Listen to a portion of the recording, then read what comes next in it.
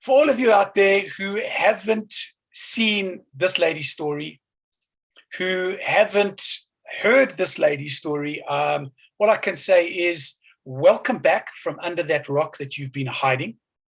She's been in TV, she's been in the press, she's homegrown brewmaster with an honors in microbiology, founder and owner of beer and cider brand Tolokazi Craft Beer. Welcome, Apiwe. Thank you so much for your time. Mango beer, man, tastes good. Is that your favorite? Hi, Mark. Thanks for having me. Yeah. I mean, obviously, as you know, I like to talk a lot about fighting and gaming and all that kind of stuff. But as you know, we're South Africans. We're red-blooded South Africans, and part and parcel of being a red-blooded South African means you've got to have one or two of these every now and again, whether it's with a rugby game, whether it's with a boxing bout, whether it's the cricket game, whatever your favorite sport is, and beer is one of my favorite sports, I must admit. But I'm slowly moving across to cider. I'm enjoying my ciders more and more and more. And we're going to talk about this one as well. So for everyone out there, this is a phenomenal opportunity, a phenomenal discussion for me, because it's another one of those South African feel-good stories. And Apiwe, just talk to me. It all started for you back in school. You saw something back in school that really ignited your passion for alcohol, in particular, brewmaking. Usually not the alcohol, to be honest, just a disclaimer. So people don't think, hey, this child loves For me, starting back in high school, I enjoyed medicine, science, and biology. Originally from the Eastern Cape, so I grew up in Butterworth. And then obviously post-94, we got the opportunity to go to what we call Model C schools. And my parents were both teachers, so at least they could afford to send me, to move me from the village school to town. And I think for me, that's kind of like where the whole thing probably started, because it meant I was exposed to more things, and I grew to understand what my passions are. Fast forward, high school, moved to Johannesburg. I was at Queen's High, which is here by Eastgate. Yes, I know it well. My neck of the woods. I was in Eden Glen in Edenvale, so I was just down the road from you. Yeah, just down the road. Yeah, so that's where I think things got more exposed. We had career guidance. A friend of mine and I went to UJ. I mean, I think I'm giving away my age now.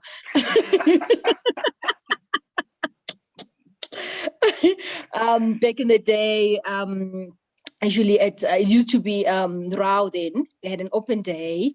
And then because I knew I was like into sciences, wasn't sure what I really wanted to do. I mean, like any other high school kid, my parents wanted me to become a doctor. I actually have an aunt to this day. She still feels I should have become a doctor. But for me, that was really not for me. No. The beer tastes too good. The beer tastes far too good. I think you would have been wasted there. You never know. Maybe I could have. Anyway. So when I went to the open day, I went to the science faculty because I kind of knew that's where I'll probably be. And they had obviously showcasing different careers. So what got me interested was the microbiology stand. So the guy was showcasing the stand of biotechnology, and on the stand he had like cheese, yogurt, wine, beer. And, he was just talking about how we can use science to make, our normal everyday products. And so I was like, I didn't know science. My understanding of science back then was you had to be in a lab with a lab coat or a doctor. It was like a limited understanding of what science was about. And that's where I think, like thinking back, the interest started. And then from there, I read around what a microbiologist is, what a biotechnology is, where one would work. Obviously, the wine industry came up, and the beer industry, SAB. And in the research, SAB, obviously, it was one of the best. At that time, it was going global. There was so much growth. Everyone that worked there, it was a very like a great company, still is. And also when I told my father that this is what I think I want to do, he asked, where are you going to work? I was like, SAP. And he's like, okay, because he knew people, you know how it is with our parents, like he knew someone's child works there, and they were driving a nice car and they lived in a nice place. So technically there's probably money there. And I think, as parents, they want us to, make the right choices and try guide us as much as they can. So yeah, so that's how, and for some reason, I just decided SAP is it, no one else. And I applied for a bursary with them. I studied enough. I mean, first year they turned me down. Second year they turned me down. Third year I got a bursary with them. So each year I just kept on applying. I was like, I think this is what I want to do. This I didn't know what persistence, eh? Is that what it's about? Persistence. Yes, I didn't even know what brewing really, really, really entailed. Like, to be honest with you, we had a module on fermentation at varsity, so I got to understand a little bit more. So I think when I went for my third year interview, I could like talk about fermentation and what we studied in school.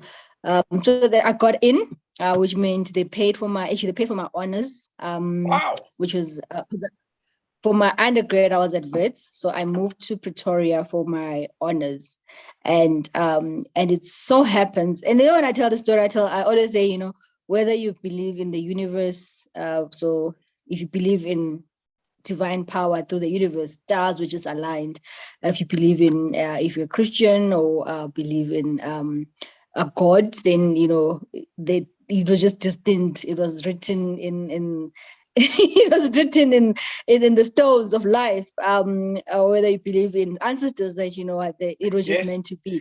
So when I moved from Wits, and I mean, for me to move from Wits to UP, it was just one of those things, like, I just want to try out this other university and see how life is there. And it so happens that the year that I moved, they were trialing a brewing qualification with the honors class. So when I joined, I was like part of the group. And at that time, I just got in bursary with SAP. I was like, okay, fine. This was really meant to be. Like, I was really meant to go this path. So I did my brewing diploma while I was still in varsity, which was the first time in South Africa that has ever happened. Then when I completed that, obviously I had a job waiting for me at SAP because I had gotten a bursary. So I was stationed in Polokwane brewery, which is a very nice small brewery, which for me allowed me to really learn. I was able to, touch and feel, follow lines, get into tanks, and it had lots of old school people who started brewing by hand. So who were not into automation. So like they would want me to understand, the deep, understand how we got to automation. So I think for me, that really helped me understand quicker and understand, in depth. And also because it was a small brewery, when we went to the pub, so we'd go to the pub the pub opened almost every day after work. It was like a plus. So every day after work, on Fridays would have like this long, it would open till like quite late. So you got to meet people from the plant, the departments that you didn't work with. You got to understand, you guys had a breakdown. What was that about? And, had informal work related talks, which, allows you to, learn things in an informal, when everyone is relaxed. So that really, for me personally, I really enjoyed my time in Polokwane and the people that I worked with there. And it meant also then I was learning more. And I had very good mentors. My managers were, I think, the greatest. It was people that if they had to do a presentation at the head office, and they would ask me to prepare the presentation and maybe help put together. And they would actually put my name on like Apiwe help put this together. Wow. So that meant, at high up levels, this Apiwe person's name kept on popping up. Who's this person? And as you know, in a big organization where you are just a number, it's easier for you to get lost. So for me, that really helped. So your Yeah. professional career, 2007 started at SAB. You spent a number of years Mhm. there. Like you say, you were in the fortunate position where coming out of varsity, you went straight into a job. You got the experience from a very small brewery environment, not obviously the large automated breweries that we have at the moment up here in Johannesburg. And then 2015, you made a big decision, decided to go on your own. Yeah. So What informed that decision? What was that about?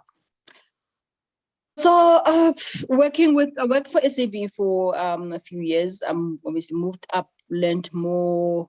What then happened it was 2011, 2012. I got a job, moved from Polokwane to Johannesburg. So I was stationed at Shamdo Brewery.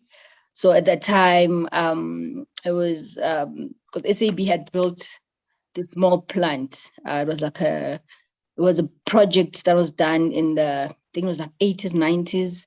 And then they stopped the project. So now with the growth in the craft industry, this is like 2010, 2011, 2012, they wanted to also see what the company can do. So they wanted to reopen the small plant. So it was called Franson Street. I'm sure you've seen the Franson 3 beers that the company launched.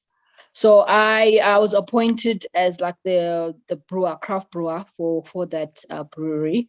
So at that time I didn't even know what craft brewery, what a craft,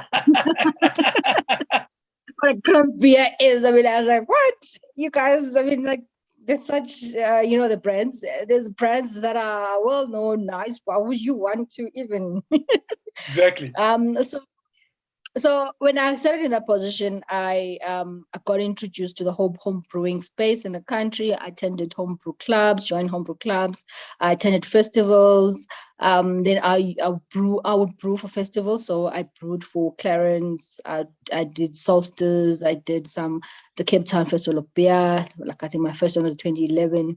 I brewed for Oktoberfest. SAB was doing an Oktoberfest with Spa, which was like quite big. I think they did like Cape Town, Durban, and Joburg. So for me, that's how I got into this whole craft thing. And then I think the more I got into it, the more I was like, oh, this is actually quite fun, And the fun thing was for me working for such a big company and having the flexibility to do whatever I want because I was given the freedom. So I've been told, there's a festival.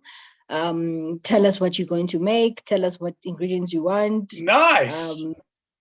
Tell us, and then we'll just take it. So there was less red tapes. I kind of had the freedom to design, and I think anybody that's listening that is a chef or is in the creative, once you get when you're given creative freedom to do whatever you feel like doing, it becomes one of those possibilities and limitless possibilities.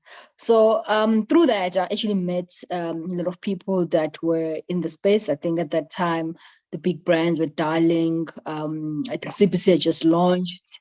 Jack Black had been around for Boston. Triggerfish, some of the guys. So as I got to see these people that had started their own brands and seemingly doing well, I didn't know. Okay. See, that's a story right there. That's a story on its own right there. So and then they also were like, but Apiwe, your beer is good. Why are you not doing this, by I was like, I'm okay. The money is good. Why should I worry myself with such things? And I think for me, the decision to actually leave also was influenced by my surrounding, my upbringing, because my father, who was a teacher, left teaching like in early 2000s and started his own business. So he like he used to tell us as kids that like 9 to 5 working for someone is not life. You guys must strive to own your own businesses. And so when the idea started like kind of developing in my head and I shared the idea with him, he was quite supportive. He's like, why not? don't be scared. We'll see what happens. Because my biggest fear was obviously just the financial security that comes with.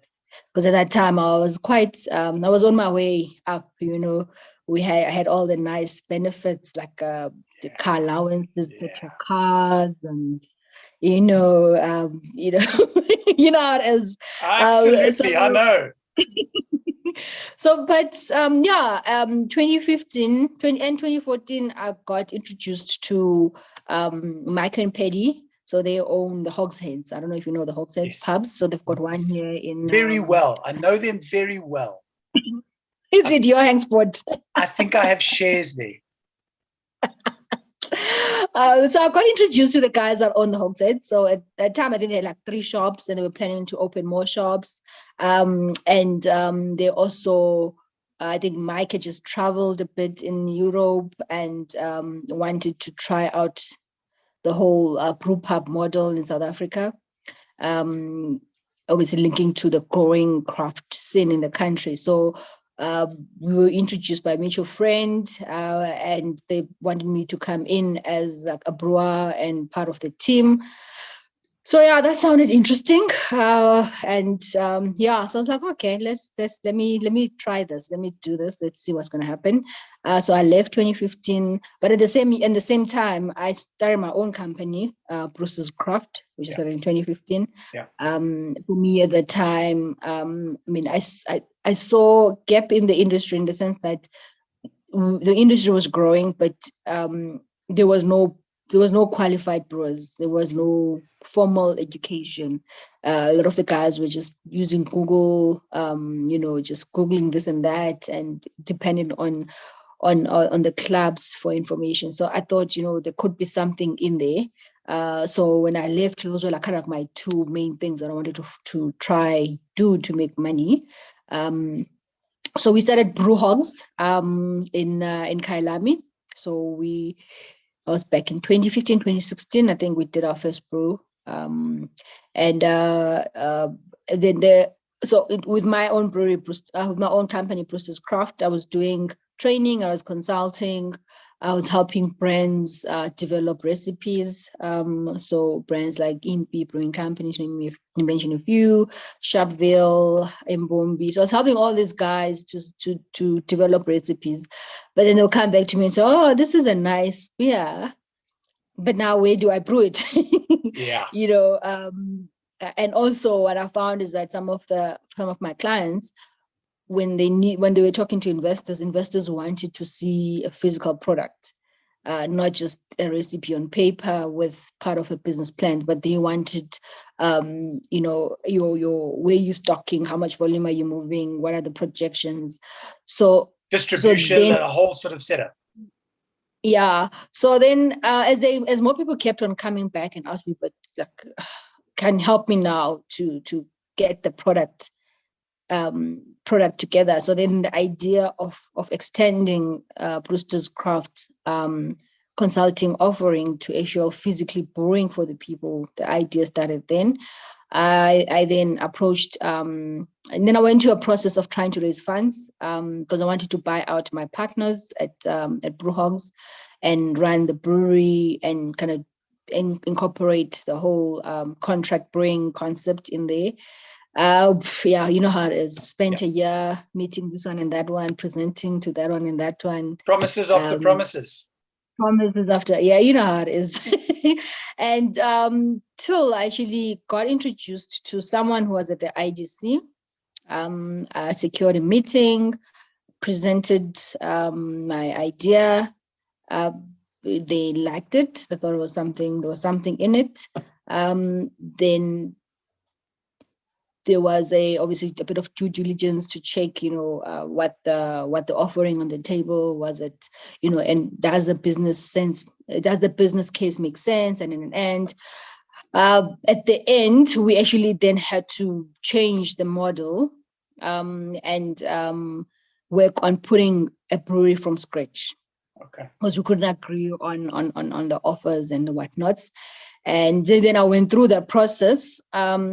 And they were like, okay, they were keen to really help with the funding.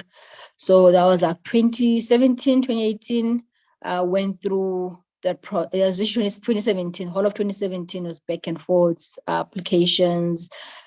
So at the end, I think the application was approved in 2018, March 2018. That's where we did all the signing.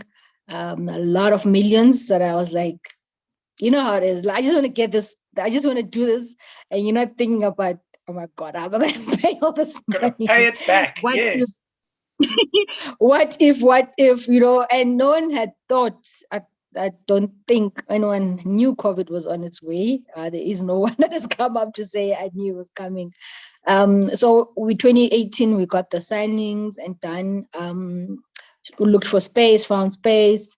But one of the conditions of the funding was that I needed to have a license, a liquor manufacturing license, before they could actually release the money.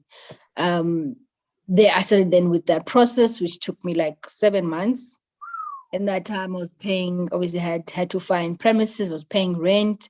So then I had to obviously sell, didn't have enough money because I'd used some of my money from selling my Pro shares, added bits and pieces here and there. Then the issue I had, which caused a huge delay in my project, was I needed, for the liquor license, I needed to have full equipped plant, which for me never makes sense. I mean, I have many issues with some of these policies we have, which usually hinder entrepreneurs and us being able to enter the space.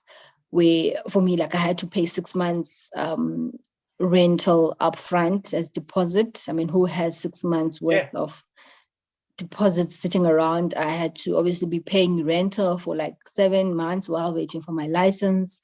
And then, and even the license process itself, I had to, because such a tedious process, I got a consultant to help me.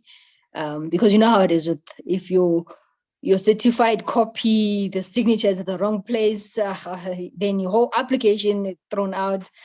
Like small thing, you know how it is.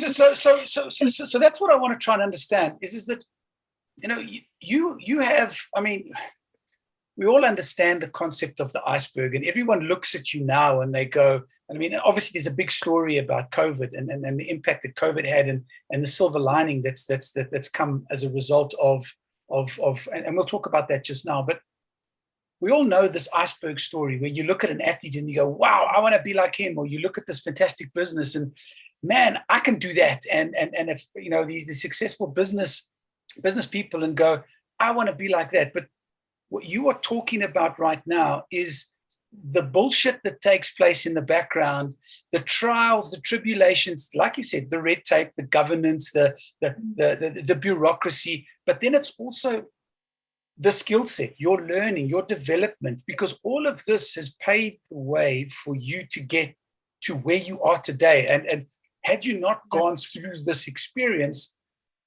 can I confidently say that you probably wouldn't be where you are right now? Yeah, definitely. So it's so let's talk about that.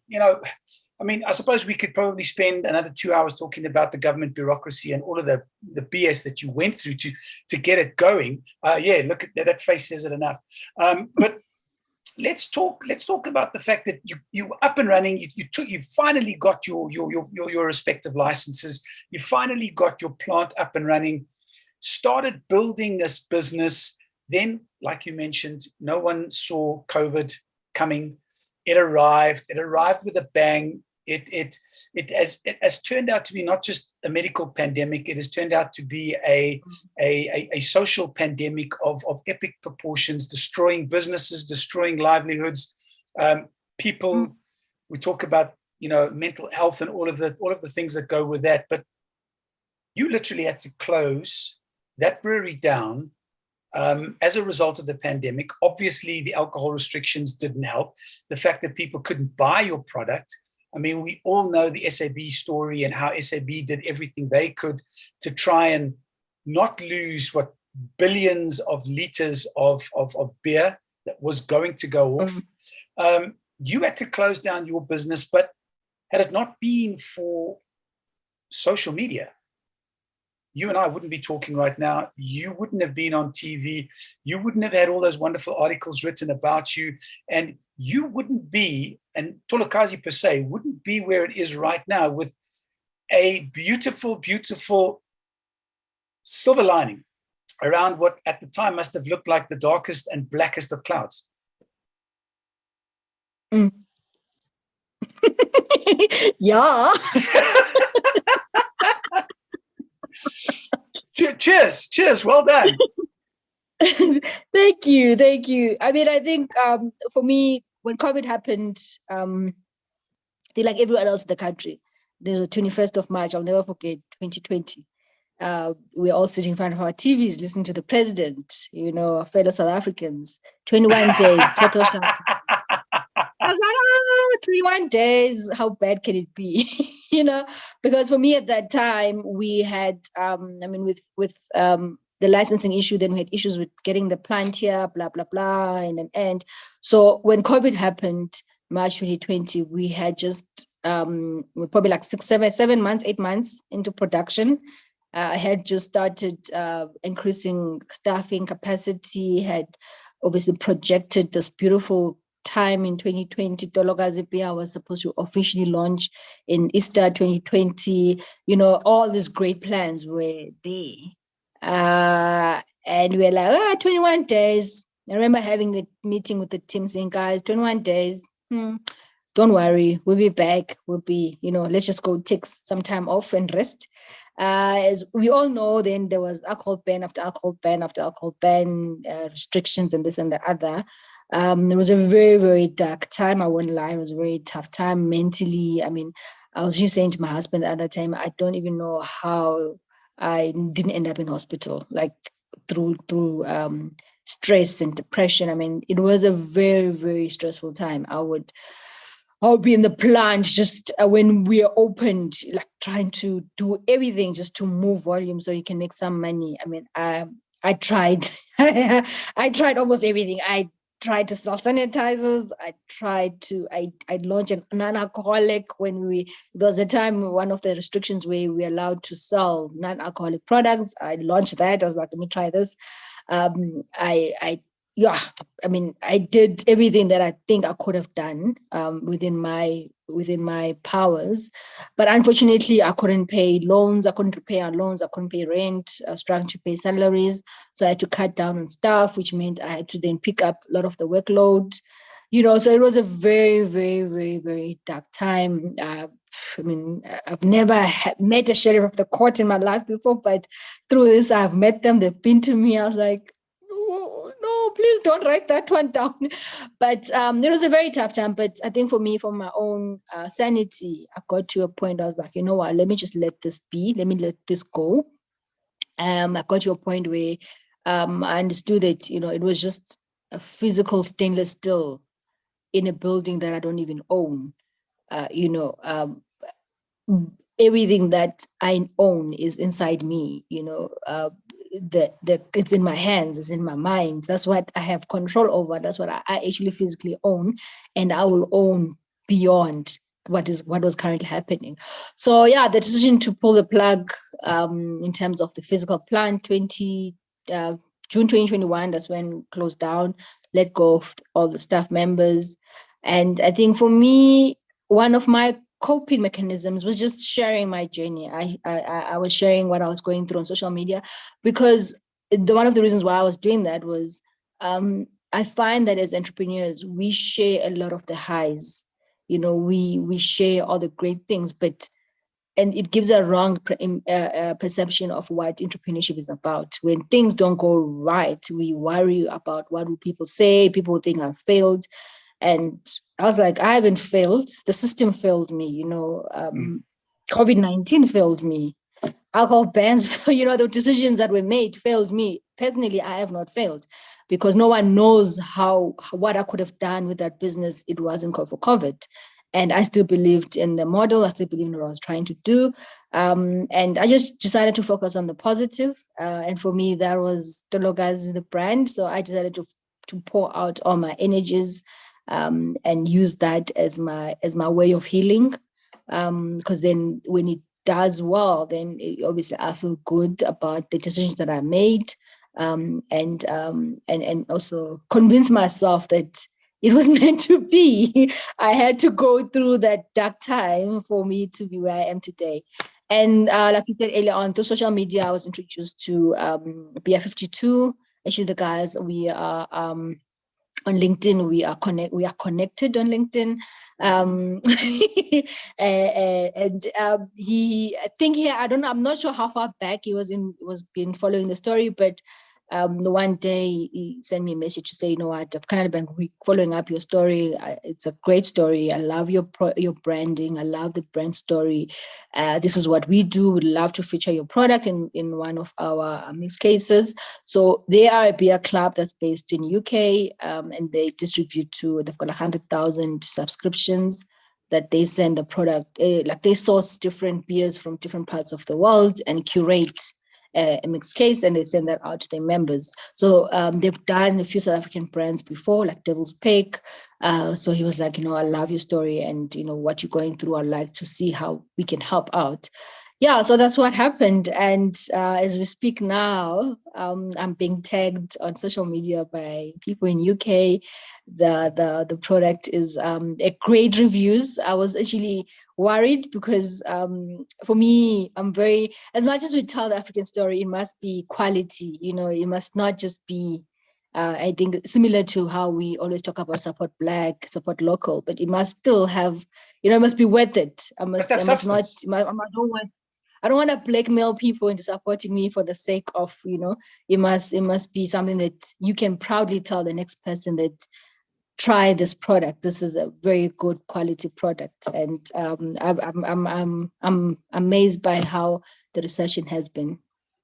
Well, I mean, I suppose, like I was saying, you know, you can't just have a story without substance behind it, and like you say, just because it's there doesn't necessarily make it good. And it's the people that taste it, people that try it, and then those that come back that obviously are the proof in the pudding to justify that what you have put all of that time, energy, effort, and passion into has been worthwhile. And I suppose the fast forward of all of this is we look at last year, 2021, Tolokazi Craft Beer scooped silver and bronze awards for Mango. Yes, right? Easy. This one? Yeah. Okay. It also scooped for the Pilsner. Yes. Correct. And so I suppose, and also the label, and we also won the bronze for label design and people's choice. So it's not just aesthetically appealing. Tastes bloody good, eh? Yeah. And for me, that's quite important, you know, that as we tell the story, it's not just me making this up in my head. You know, it feels good to also get, you know, just the people, you know, feeding back to say, yeah, you know, this is good. And it also helps give the brand, you know, when people who don't know the brand get more confidence in the brand. So I'm very happy. Absolutely. And I think you should be. I mean, having tasted a couple of your products, it's stunningly refreshing. It's very, very different. Some of the flavors are phenomenal. And I can understand why the Mango beer walked away with the awards. The Pilsner, I'm not a Pilsner fan per se, but I love it. It really, really is enjoyable. So first of all, thank you. I hope you're not just buying praise, huh? Sorry? I hope you're not just saying that. So we clear. So we just no. Well, hey, I don't think if you've seen any of the stuff I've spoken about, I'm going to call a spade. And so far, those are the two that I like. I haven't tried the cider yet. I will be trying the cider. I will give you feedback, okay? And I will put a review out. I promise you. Good, bad, or indifferent. How's that for a deal? Yeah. No. Yeah, because when a bad review or your honesty will help me improve, you know. So I am as long as it's constructive. Yes, as long as it's constructive. So don't tell me this is the worst thing ever. But